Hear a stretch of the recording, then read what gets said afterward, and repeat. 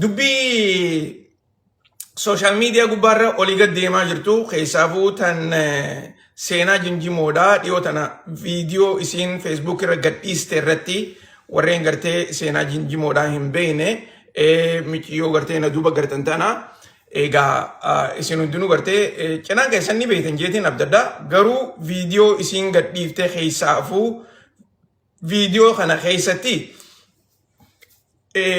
waan gartee yeroo ammaan tanaa mootummaan Ameerikaatii fi akkasumas warreen European Unionidha Itoophiyaa mirga ilma namaa ilaalchisee odeessaa jiru irratti isiilleen yaada siidhaa dhiheessaati turte. Yaada isii kana keessatti dhugatti gartee Itoophiyaa keessaafuu naannoo bargaa dhugatti gartee naannoo Arsii keessa akka gartee Al-Shabaab jiru jetteeti dubbattee jirti. Dhugaan jirtu hoggaa gartee waan takka haasoytu akkasuma sanitti keessaafuu gartee qabsoo ummata keenyaa kanarratti gartee hoggaa hojjettu. Dhugatti wanni ati jettu kuni laalamuudha qaba. Wanni gorsi ati dabarsitu kunis gartee qaceelotti laalamuudha qaba. Maaliif akka gartee isin jettutti baalee keessa Al-Shabaabii jira hogguu jettu dhugatti gartee eenyutti dhaamsa kana dabarsaa jirti. Eenyuu fi gartee silaa isin akka gartee isin dubbachaa jirtu kanatti yaada kana dhaamsi silaa isin dabarsuu jirtu kun eenyuu fi jettee gartee madaalamuun hedduu barbaachisaadha. Dhugatti gartee yaada odoon taane akka isin dubbachaa jirtutti waan dhugaa lafa jirtu jetteeti dubbachaa jirti. Dhugaa lafa jirtu kuni gartee yaada isinii himutu hin jiru waan duruun gartee akka jiru beekamee jiru jetteeti gartee dubbachaa jirti. Kana ilaalchisee namayyuu yaada adda addaa dhiheessaati jiran. Ani asirratti gartee garee adda addaa namni hedduunis gama duubaatiin na barreessanii jirtanii kanarratti gartee yaada kee kana dhunaan jettanii sanirratti gartee ani asirratti dhufee hogguun dubbadhu waan namni hedduun isiidhaan je'e kanarratti deebi'uu hin barbaadu. Namni cinaan waan isin jette kana dhugaa balaaleeffannaa gartee yaaduma isii qofarratti xiyyeeffatanii balaaleeffachuun rakkoo takkallee hin qabdu. Garummoo parsanaalii gartee isii arrabsuun isiin tuni gartee tan amantii akkasii jibbitii ammaas jaarsan qabne maarree jaanii gartee waan adda addaa irratti dubbachuu hin barbaadu. Garummoo yaada xiqqaa tokko gartee waan akkanaa kana hogguu jiru yaada ummataaf dhiheessitu takka dura dursoo gara gartee sooshaal miidiyaatiin akkanatti gartee guututti dhuftee odoo hin himne warreen gartee dhaga'uu barbaachisu. Warreen bulchaa naannoo sanii ta'us, warra mootummaa Itoophiyaa ta'us, warreen biraa warreen gartee gama duubaatiin itti himamuu qabutti waan akkanaa kana gartee tartiibaan yoo himan gaariidha fakkaatti. Maaliif dhaamsi hundinuu akkanumatti gartee uummata duratti ifatti gartee as bahuun irra hin jiru. Akkasuma sanitti isii tana gartee yaada isii irratti dhugaa dogoggora akka isin gartee as baateetti dubbatte sanitti haa taatu gara gartee evidensiidhaaniin haasawa jettee hogguu dubbattu ragaa sanis mootummatti kan nuti akka immoo warreen gartee dhaga'uu qabu jettee warreen yaaddu waan akkasitti gartee yoo dabarsan gaariidha fakkaatti. Kana keessa namni hedduun isii irratti gartee lolabanuun dhugumatti akka gartee jechoota isin jette sanii fi yaada isin dhiyeessite kanarraa saaxil naman baasu. Maaliifi ajandaa silaa irratti haasa'uu qabdu dhiifteeti ajandaa jijjiiruudha jechuudha.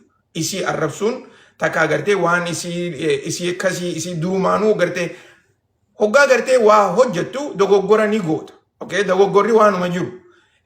Garummoo namni dogoggora ati gooteef jecha si arrabsuudhaaf yeroo eeggatee taa'ee gartee inumaa yeroon hogguu dhufteef si arrabsuudhaaf gartee amata dheeraa eeggate san hogguu kanarratti gartee sitti arraba kanatti fayyadamu. Warreen duraanis gartee si deeggarutu hin jirre si jaalachutu hin jirre yaadaati gaggeessaa jirtu kana hin hordofne jechuudha. Gara biraatiin warreenuma akkanumatti gartee girrisa warreen akkanumatti ka'eetuma waan deemaa jirus hin beekne nagee gartee abaloo arrabsanii jecha namayyuu ka'ee abaloo arrabsu. Rakkoon ammaan tana naannoo Baalee keessa naannoo Arsii keessa waa hedduudhaatu deemaa jira. Yoo dhugaa dubbanne nama hedduutu dhumaa jira.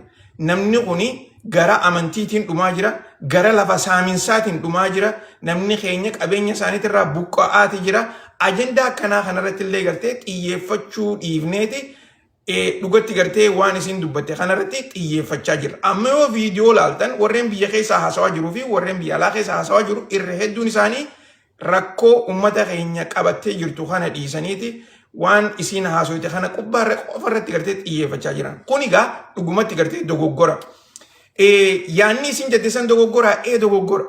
Yaanni isin jette san silaa akkaataa isin itti dabarsuu qabdu odoo gartee viidiyoodhaan sooshaal miidiyaa irratti gadi hin dhiifne tartiiba barbaachisu. Eenyu wajjiniin mari'adha. Eenyu dhaamsa kana dhaga'uu qaba jettee gartee akkasitti marii saniin godhuun silaa haqa ture.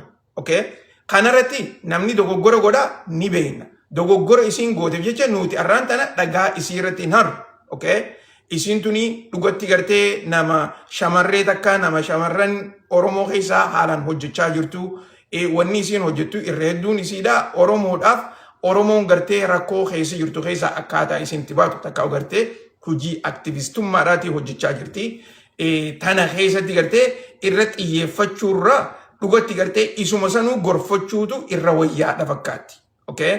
Isiisan wanni ati goote kuni dogoggoraa garuu immoo silaa kana goote gaariidha jaanii yoo dogoggora siidhaa kana gartee sirreessaniif gaariidha fakkaatti. Okay? Kana keessatti warreen biraa immoo warreen gartee dhugumatti isii arrabsuudhaaf jecha gartee halkanii guyyaa sooshaal miidiyaa irraa wacuu dhugumatti gartee waan takkalleehu durumaanuu waan takkalleehu gartee waan godhaan jirreef jecha amma as deebitee akka nama isii beekutti dubbachuunis rakkoo hamtuudha. Kanarraa gartee silaa xiqqoo ifeeyne gaariidhaa yaadachuu maaliifi rakkoon jirtu guddoon uummanni keenya arrallee booyaati jiran. Dhugatti viidiyooleen garagaraa kan gartee bikka adda addaatti argaa jirtan ummata keenya habooyu malee ummata keenya kan gartee dhugatti gartee gammachuu gaarii keessa jiru takka immoo jijjiirama bareedaa arkatee yeroo ammaan tanaa hojjechaa jiru arkutti hin jiru. Okay? Tanaafuu yaanni keenya malee gara sanitti gartee yoo xiyyeeffanne waan gaariidha jenneeti yaanna. Dhugatti warreen gartee Al-Shabaabii fi akkasuma sanitti gartee rakkoo uummanni keenya keessa jiru kana dhugaa Al-Shabaab waan badduudha waan badduudha nuti Al-Shabaab waan gaariidha jechuutti hin jirru beeka. Okay?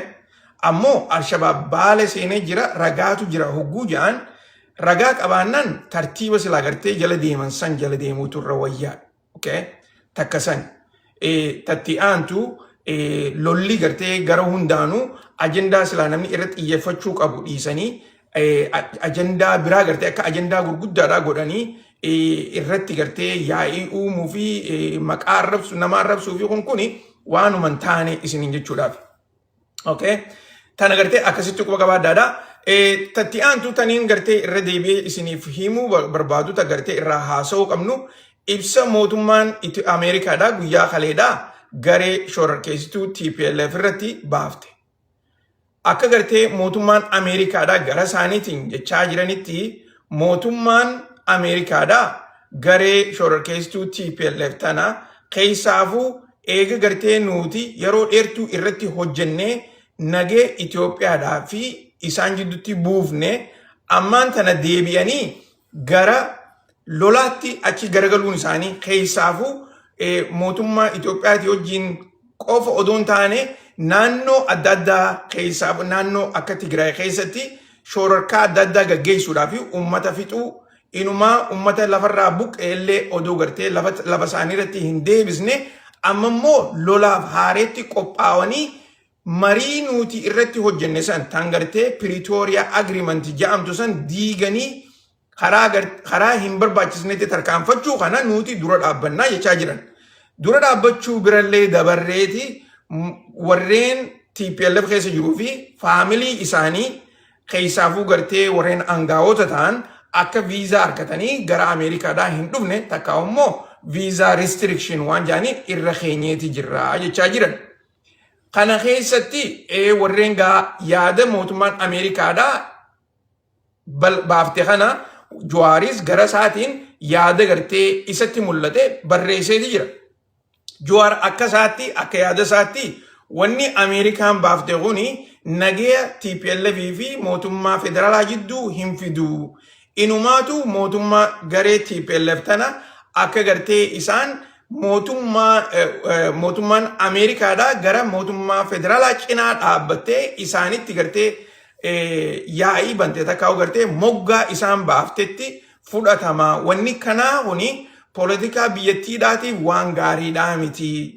Akkasuma sanitti mootummaan Itoophiyaadhaa jara kana gartee karaa nagayaatti isaan waliif fiduu malee garee takka kophaa achi baaftee takkaa'u garee takkatti gartee qubalaachuun kuni waan hin taane jechuudhaani yaada isaa gara gartee XCT fi I think Facebook irrattis ana maxxansee na fakkaata.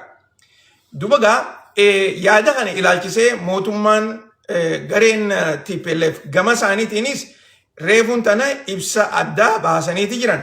Akka ibsa isaan baasanitti yaada mootummaan Ameerikaadhaa dhiheessite kana ni fudhanna. Garuu nuti wanni gartee godhaa jirtu mootummaa federaalaatitu yaa'ii nurra banaa jira. Nuti mootummaa federaalaati wajjin gatteenyee marii godhuudhaaf qophiidha. Takkaa'u gartee odoo lola hin kaafne gara nagayaatiin marii irratti xiyyeeffannee nagaya gaggeessuudhaaf qophiidha jechaa jiran.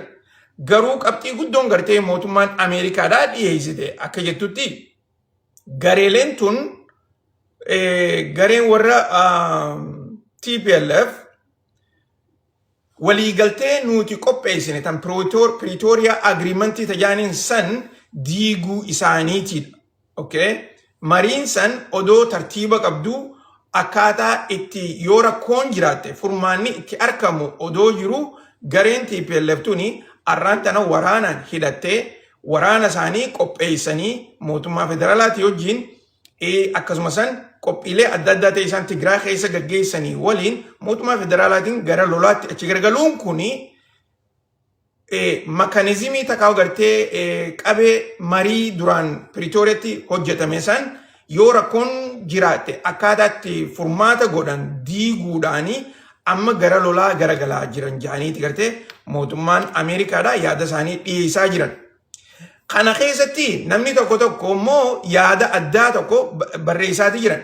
Yaanniin gartee gara sooshaal miidiyaatiin arkaa jiru akka jaanitti mootummaan TPLF fi warreen Amaaraa takkaa'u gartee inumaatu gartee warreen Salamoonic Dynasty warreen amanan Amaaraa fi Tigrooti jechuudha. Ibii isaaniitiif walitti dhufaniiti akka jaarmeyaa ta'anii deebi'anii mootummaa federaalaatii fi inumaatu warreen kibba Itoophiyaadhaa sentraalii fi kibba Itoophiyaadhaa jiru kanarra lola bananii biyyattii gara isaanii deeffatanii aangoo olaantummaadhaa fudhachuudhaaf deemanii jaaniiti yaada adda addaa barreessaati jiran. Dhugatti yaaddoonni gartee gara adda addaatiin barreeffamaa jiru kuni yeroodhaafillee yoo ifan taane ammoo akkaataan gartee isaan kuni hojjechaa itti jiranii fi keessaafuu gareeleen tan Suudaan keessatti dhiheenya kana jaaramte inumaa gartee mootummaan Tigraay mootummaan Eertiraatii fi Suudaan akkasumas Ijiptilleen keessaa harka qabdi jaanii namni hedduun irraa odeessaa jiran san maqaa tsamdoo jaanii tan baasan tsamdoo jechuun gartee walleenuu gurmuu jechuudha takkaa'u gartee waliin dalaguu jechuudha waan akkasitti gartee maqaa adda addaa itti godhanii tan godhan tuni dhugumatti gareen teenya takkaa'u gartee gareen maqaa Oromoodhaa dhaabbata kana keessa jiraachuu isiidhaatutu hedduu nama gaddisiisa. Waan kana amma durallee irraa dubbadheetiin jira. Yoo gartee dhugumatti jaarmee qaama biyyattiidhaa takkaa'u gartee mootummaa federaalaatii wajjin faallaa deemu nagee biyyattiidhaaf uumu kan barbaachisu yoo ta'e akka keenyaatti garee Oromoo keessaan yoo dhufe qofa itti gammannaa cinaa dhaabbanna. Yoommoo garee biraa keessaan kan dhufu taate nuti arraas dura dhaabbanna boruus dura dhaabbanna. Maaliif wanni gartee maqaa Oromootiin hin tarkaanfatamne takka maqaa Oromootiin hin eegalamne takka Oromoodhaaf faayidaa hin qabdu. Oromoon Itoophiyaa keessatti saba guddaadha. Sabni guddaan akka dura deeminsaatti dhaabbata fedhe ifii isaatiif jaarratee warra biraatiif itti afeeree waliin deeman malee dhaabbonni biraa ifii isaaniitiif waa jaarratanii booda Oromootti yaamanii akkasitti guututti gartee waa gaggeessaa jirra jaanii maqaa itti fudhachuun kuni fudhatama hin qabu jennee gartee irraa haasofneeti turre. Yaaduma sanii wal fakkaataa maaliif yaadni keenya hin jijjiiramu. Yaadni keenya arraas kanuma ta'a boruus kanuma ta'a.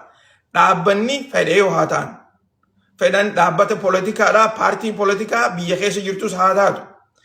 Paartii qawweedhaa takkaa'u gartee paartii waraanaa tan gaaraa keessa jirtus haa taatu.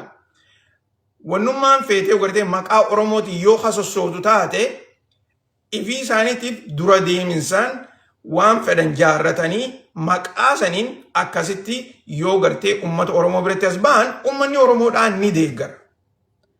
Garuu uummanni Oromoodhaan wanni isaan hin feene maqaalee adda addaatti warreen biraa dhaabbata jaarratetti ida'amtee as deebitee gartee uummata Oromootiin haasawweette uummanni Oromoodhaan yeroo gartee waan akkasii san baadhatee yaada san fudhatee si hojii hojjetu bira hin jiru. Okay? Tana gartee qaceellotti dhaga'uu qaban. Isinillee gartee warreen sooshaal miidiyaa irra jirtan yaada kana irra deddeebi'aa itti hima. Nuti dhaabbata Oromummaa guddoo uummata Oromoo bal'aa fudhatee uummata Oromoo biratti warreen biraa idaannoodhaaf fidee akkasitti gartee sossoo'u ni gargaarra yeroo hundaa'u. Warreen ammoo ifii isaaniitiif gartee jala deemu warreen nama jala deemu jechuudha. Okay? Warruma yeroo hundaa'u nama jala deemu dhaabbata biraa jala deemu yeroo nuti deeggarruuf hin jirtu. Wanni akkasii san yeroo itti dabarteeti jirti. Oromoon har'a bakka akkasii hin jirtu.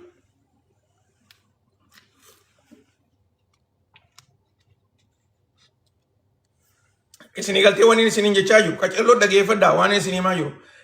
Ani maaliif irra deddeebi'u yeroo hedduudha yaada kana immoo qaceelloo dhageeffadhaa. Yaadni kun nama biraas ga'uu qaba. Warreen gartee maqaa Oromootiin sossoona jiru biraas ga'uu qaba. Yaadni kun warreen maqaa Oromootiin sossoona jiru biyya keessa jirus paartii poolitikaadha. Gaara keessa jirus warreen afaan qawweedha. Warreen biraatis yoo maqaa Oromootiin dura deemtee jaarmee Oromoo taatee akkasitti garee biraa ifitti hin finne nuti ifii teessaniif deemtanii garee biraa bira dheexanii garee biraatii wajjin dhaabbattanii akkanatti Oromoof qabsoo goonu yoo jettan nuti hin dhageenyu waan akkanaa. Bira dabarree jirra. Yeroon amata dheeraa gartee qabsoo Oromoodhaa ittiin cunqursan haareetti nurratti hin deebitu. Dhugaan jirtu tan. Warreen gartee yaada kana deeggartan mana keessa yoo jiraattan mee mallattoo godhaa. Yaada kana yoo deeggartan nuuf tahaa yaadni kun yoo jettan mana keessatti gartee mallattoo godhaa.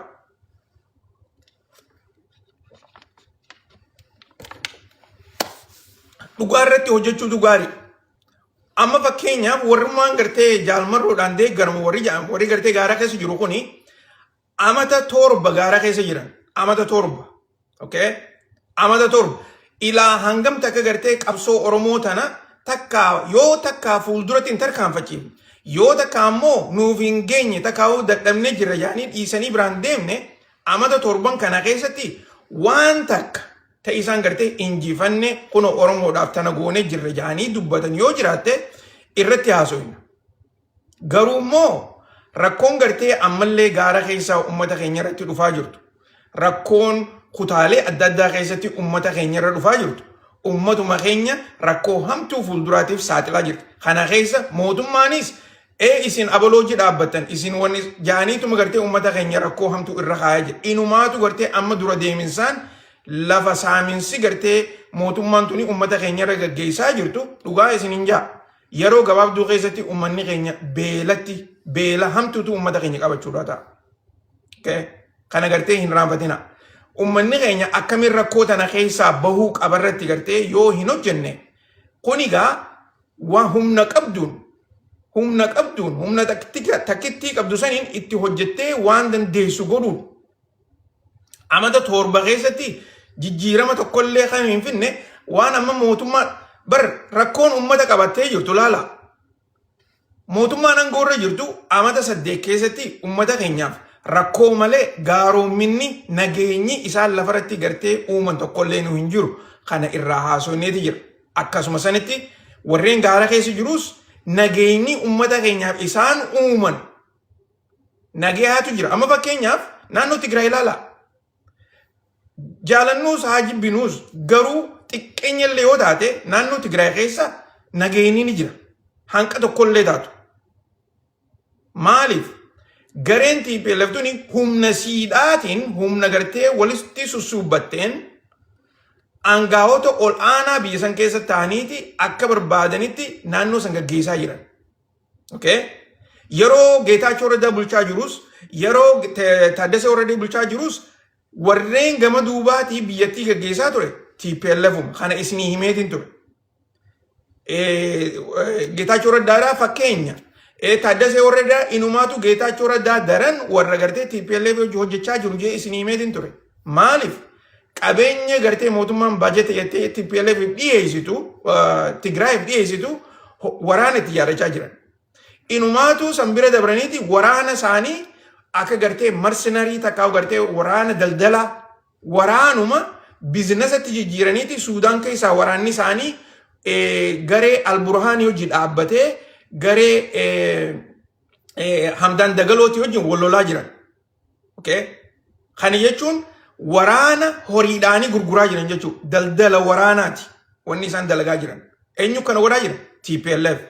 Kana keessatti horii harkataniin meeshaa waraanaa harkataniin dabarsaniiti garee karaa Tigraay fidachaa jiran.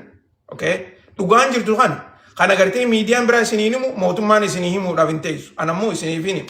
Obboleessa keessan isiniif himu. Wanni dhugaadhaan lafarratti gartee qabatamaan dalagama. Viidiyoolee isin garsiiseetiin ture amma dura viidiyoodhaa fi footoolee waraana TPLF kan Suudaan keessaa lolaa jiru. Okay? Isinii himeetiin jira. So, kanarratti gartee Oromoon eessa jirti? Laal, muuxannoo waraanaa keessatti Oromoon eessa jirti? Kana gartee if gaafachuun barbaachisaadha. Gaara keessa jirta, humaata harkaan qabdu, garuu gartee riphee lolaa reetteeti olii gad deemta, kana keessa uummanni keenyaas ni dhuma. Gareen Amaaraatis dhuftee uummata keenya ni fitti. Gareen biraatis gareen hin beekamnes uummata keenya numa fitti. Laala.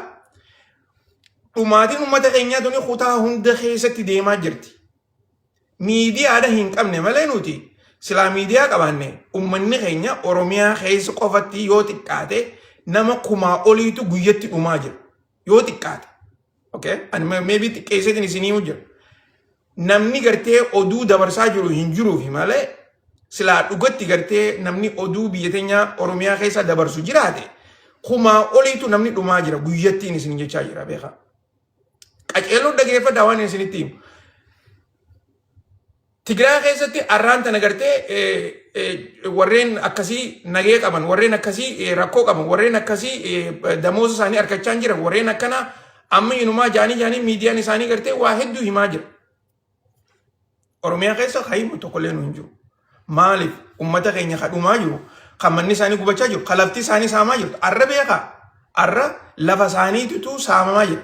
Lafa isaanii lafa gartee amata dheeraa. Lafti saamichi kutaa takka qofaa miti. Dhugaan isinii himaa kutaa hedduu kutaa kun isinii jiru godina tokko qofaa miti. Akkasuma sanitti gartee bikka hedduu keessatti lafti saamamaa jirti. Kana hogguu jennu waan takka takka adda baafadha. Waan takka takka adda baafadha. Wanni takka takka tanii irratti hin dubbanne amma viidiyoo tokko tokko gartee warreen magaalaa Finfinnee keessa akkasuma san kutaalee bikka adda addaa keessatti viidiyoo mootummaan uummata duraa mana diidee mootummaan akkanatti kunoo manneen namaa maal gootee jirti biizinasa namaa diigaa jirti jettanii gartee viidiyoo adda addaa natti ergitanii jirtan. Okay? Waan sanirratti waan xiqqoo takka jechuun barbaada. Qaceeloo dhageeffadhaa. Okay? Waan sanirratti waan xiqqoo takka jechuun barbaada. Dhugaan jirtu magaalaa Finfinneetii fi akkasumas magaalaa gurguddoo gartee biyya teenyaa keessatti manneen heeraan alaa kuni ni jira. Manneen heeraan ala jaarame bikka hedduudha jira. Okay? Kanammoo mootummaan gartee biizinasa uummataati diide. Mootummaan miskiina duraa gartee jiruu isaanii laaqaa jirti jedhanii akkanatti gartee as bahanii dubbachuun hedduu nama dhiba. Okay? Mootummaan heera qabsiisuudhaaf manneen heeraan jaarame dhiiftee manneen heeraan ala jaarame yoo diigan sarrakkoo takka illee hin qabu. Okay? Tuni hojii mootummaadhaati. Manneen heeraan jaarame kan gartee kaartaa harkaa qabdu takkaa gartee lafa heeraan bitatte tan kaartaa harkaa qabdu san mootummaan gartee si harkaa fuudhuun mootummaan si harkaa diiguun wanni kanaa kun dhugaa itti gaafatama qaba. Heeraan gartee waan akkanaa godhuun qaban mootummaan heera gartee lafa qabsiisuudha qabdi.